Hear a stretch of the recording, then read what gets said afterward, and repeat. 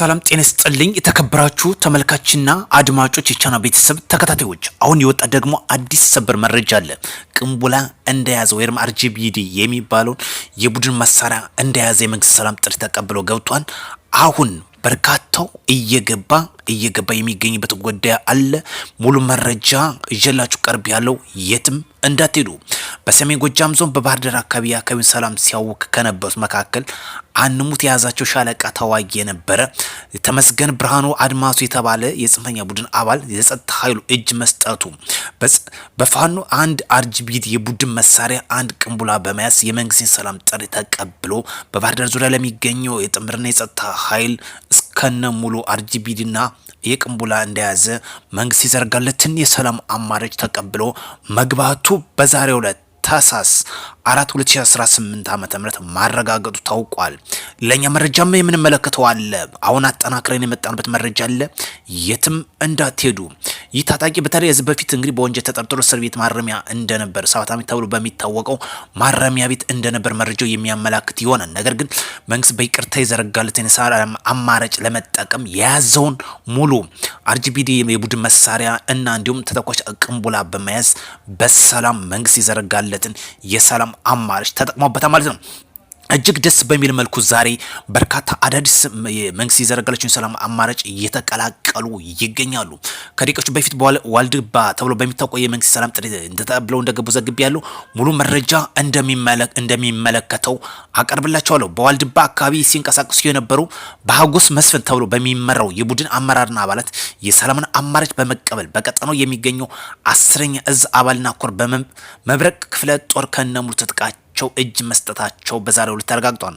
ቡድኑ የሰላምን አማራጭ ተቀብለው በሰላማዊ መንገድ እንዲገቡ በሰራዊቱ ከፍተኛ አመራሮችና ስራ መስራቱና እዙም ከበላይ አካል የተሰጠውን አቅጣጫ መነሻ በማድረግ በአካባቢ የሚገኘው ክፍለ ጦር ጥብቅ ክትትል እንዲያደርጉ በማድረግ ታህሳስ 4 ቀን 2018 ዓ.ም በዛሬው ዕለት የሰላም ጥሪ ተቀብለው እጅ መስጠታቸው የአባይ ኮር አዛዥ ብርጋዴር ጄኔራል ሀሽም ኢብራሂም ገልጸዋል ማለት ነው።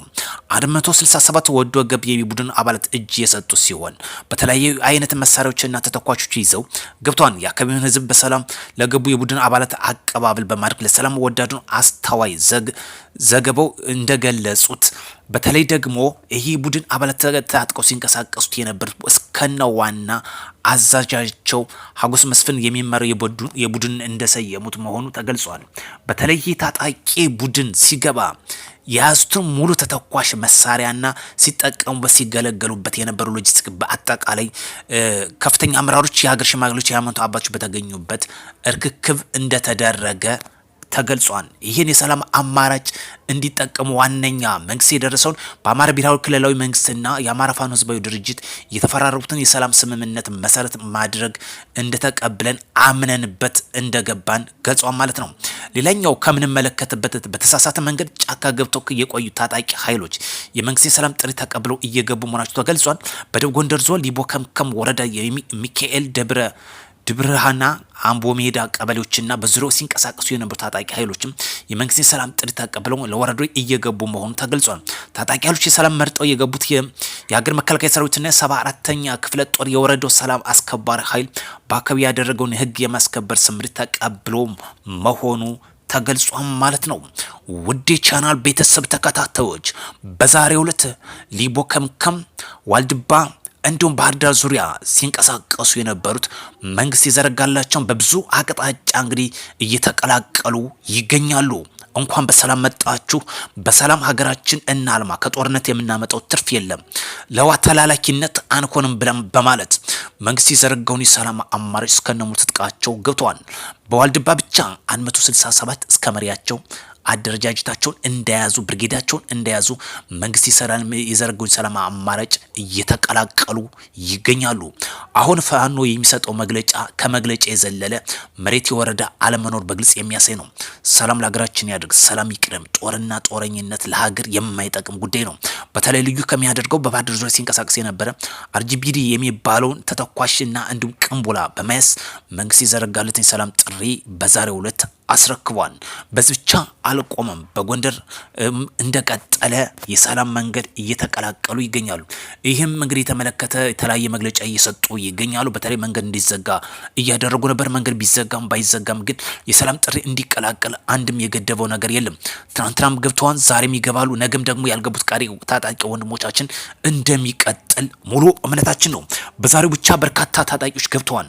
እጅግ በሚገርም በአንድ ብርጌድ ብቻ 167 እጅግ የሚገርም ጉዳይ ነው።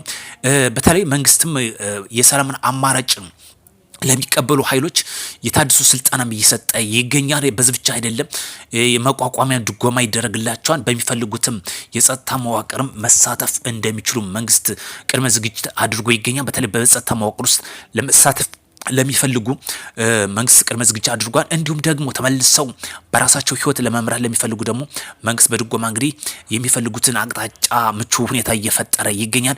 አሁን እየተጠቀሙበት ይገኛሉ። ሀገራችን ያስተምረቻችን አንድ ነገር አለ። ወዶ ዘማች ለሀገር እንጂ ወዶ ዘማች ለሰፈር የሚባል አናቅም። ለዚህ ደግሞ ሰላምን ዘብ ለመቆም በርካታ ወንድሞቻችን እየተቀላቀሉ ይገኛሉ። ሰላም ሁሌም አሸናፊ ነው። በሰላም ሁሉም ያልቃል። በጦርነት የማሸነፍ ጉዳይ የለም። የሀገርን ብሎም የክልል ኢኮኖሚ ከማሽመድመድና ከመብላት ውጭ እንግዲህ ሰሞኑን እጅግ ደስ የሚል ነው። በተለይ ካፒቴን የሰራው ስራ እንዲሁም አባላቱ ይህን አምነው መንግስት የዘረጋላቸውን ሰላም አማራጭ በመቀላቀላቸው በተለይ ለሀገር ትልቅ እፎይታ፣ ለክልሉ በተለይ ደግሞ ለአማራ ክልል ለሚገኙ የሰላም ከፍተኛ የሆነ እረፍት እንደሚያመጣ የታመነበት ጉዳይ ነው። በዚህም ይቀጥላል። ወደ ቻናል ቤተሰብ ተከታታዮች አዲስ ሆናችሁ ሰብስክራይብ ሆናችሁ ደግሞ ላይክ ሼር ማድረጋችሁን እንዳትረሱ። እኛም ዕለታዊና ትኩስ መረጃዎችን እያጠናከርን ዕለት ለእናንተ እግር በእግር እየተከታተለ የምናሳውቅ ይሆናል። ጦረኝነት ለማንም አይጠቅምም። ሰላም ለሀገራችን ያድርግ እንላለን። ስለዚህ ቀሪ ወንድሞቻችንም ይህን መንገድ እንድትከተሉበት ደጋግመን ማሳሰብ እንፈልጋለን። በጦርነት ጀምሮ በጦርነት የጨረሰ ማንም የለም። የመጨረሻ የሚያልቀው በንግግር በድርድር በሰላምና በሰላም ብቻ ነው። በዛሬው ዕለት ከተመለከትናቸው ዋነኛ አጀንዳዎች ዋልድባ የታጠቁ 160 ታጣቂዎች የመንግስት ሰላም ጥሪ መቀላቀላቸው፣ በባህር ዳር ዙሪያ አርጂቢዲ የሚባል መሳሪያ እንደያዘ እስከ ቀንብሎ ድረስ መንግስት የዘረጋለት የሰላም ጥሪ መቀበሉ፣ እንዲሁም በጎንደር ደግሞ ማዕከላዊ ጎንደር ታጥቀው ሲንቀሳቀሱ የነበሩ መንግስት የዘረጋለት የሰላም ጥሪ መቀበላቸው፣ ሊቦስ ከምከም ተብሎ በሚታወቀው ቀጠና ማለት ነው። ስለዚህ ቀሪ ወንድሞቻችን የነዚህ ፈለግ ተከተሉ። ሳይመሽባችሁ ሳይቃጠል በቅጠል እንደሚባለው አንደኛ የክልሉን ኢኮኖሚ ሳትጎዱ፣ ሁለተኛ ደግሞ ቀሪ ህይወታችሁን ሳትጨርሱ መንግስት የዘረጋውን የሰላም አማራጭ እንድትጠቀሙበት ማሳሰብ እንፈልጋለን። በሌላ መረጃ ተመልሰን እስክንገናኝ አዲስ የሆነ ሰብስክራይብ ሆናችሁ ላይክ ሼር ማድረጋችሁን እንዳትረሱ። ሰላም ለሀገራችን ያድርግ። ኢትዮጵያን ፈጣሪ ይባርካት። በሌላ መረጃ እስክንገናኝ መልካም ምሽት።